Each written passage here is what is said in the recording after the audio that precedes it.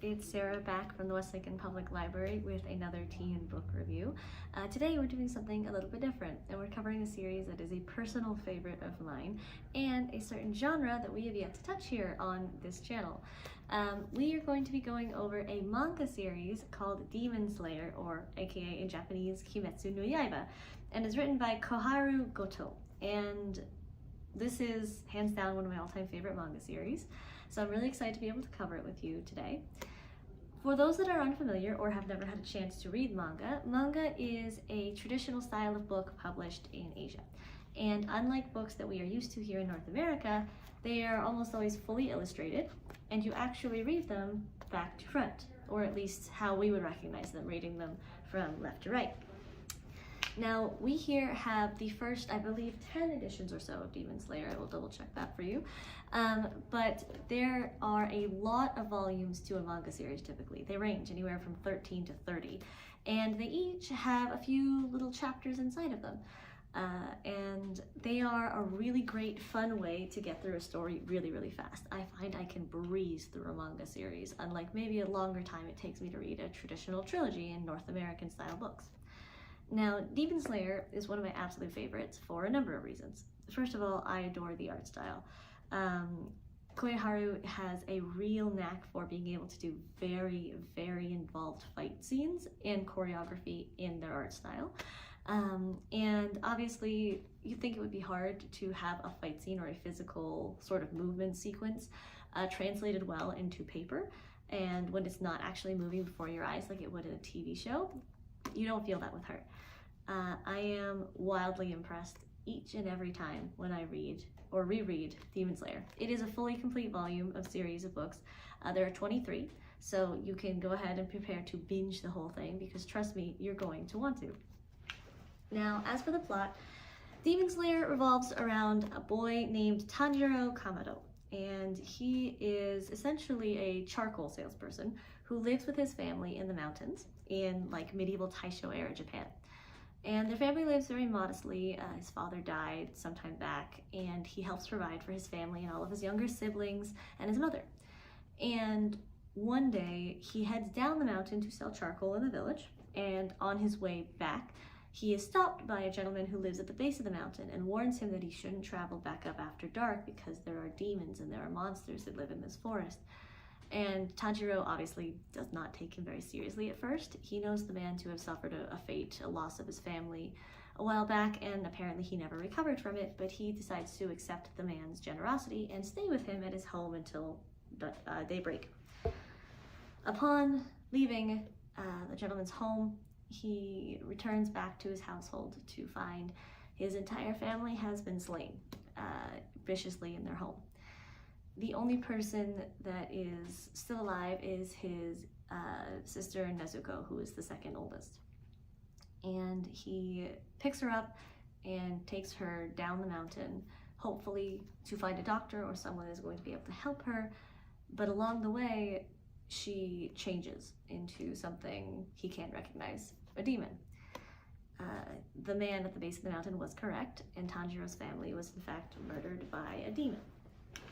And if a person is attacked by a demon, a very specific demon, I will not spoil who, they can be transformed into one through blood contact. Now, Nezuko, who is depicted on the cover, does initially try to attack her brother because demons in this universe feed on people. They have an insatiable bloodlust. And Tanjiro cannot bring himself to attack his younger sister. And in the woods, they meet another boy named Giyu, who bears a sword, a katana, and he tells him about how he is trained to slay demons and that his duty falls to slay his sister, as she has now become one. Tanjiro begs him not to, saying that she's the only family he has left now, but the boy won't listen to him. And in a surprising turn of events, for someone as gentle and kind and compassionate as Tanjiro, he actually impresses Giyu by going on the offensive and fights him to keep his sister safe. And he is doubly impressed when, rather than going to attack either Giyu or Tanjiro while they are both weakened, Nezuko, who has at this point become a demon, chooses not to go after either of them, but protects her brother while he is injured and bleeding. and sensing that perhaps that there might be something different about these two, Giyu decides to spare them both and guides them essentially and leaves them be in the forest. And he sends a letter to the man who trained him to be a swordsman, telling him of the circumstances and hoping that he might be able to guide them and keep them safe. It's very interesting because you learn right from the get-go that Tanjiro's family definitely never had it easy. And clearly they are going to experience far more hardship as the stories unfold. Nezuko and Tanjiro's connection is incredibly close. The depth of their devotion that they share for each other as brother and sister is wonderfully done in the series.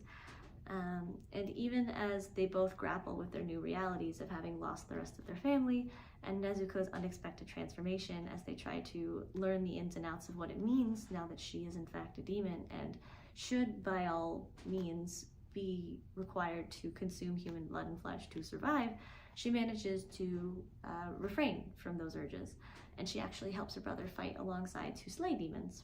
This is considered incredibly taboo in the Demon Slayer Corps, of course. Not that they're going to learn this yet. This comes a little bit later after they meet Giyu's master, who is also another absolutely fantastic character. Now, if anyone is worried or put off slightly by the idea of reading manga just because it's a totally different style of book than what you might be used to, I understand. It can be a little intimidating, learning how to properly read it when it looks nothing like what you might know. I promise it does not take that long to get used to it. In fact, the book itself actually guides you. If you open it up, reading it right to left or left to right as you normally would, it warns you that this is the wrong page. So you hold it back to the cover, open to the front, and this is where you start. And it usually has a little blurb from the author thanking you. Demon Slayer is incredible, and it's actually now on its final season of a fantastic show called an anime. If you've never watched that either, it's a Japanese cartoon. If you have never read the series before, but you are a fan of the anime, obviously this is a next step into filling your withdrawal symptoms while we're between shows. If you've never watched or read it, I highly recommend you start with the manga because it is short, sweet, easy to consume, and you will find yourself absolutely dying to know what's next. And the best part, as I said earlier, the series is actually complete. So you don't have to worry about waiting who knows how long for the next one. If you're interested, come check out the Wellandport branch of the West Lincoln Public Library. We have the series here waiting for you, and I very much hope you decide to give Demon Slayer a try. I really hope you like it, and we will see you in the next episode. Thank you so much.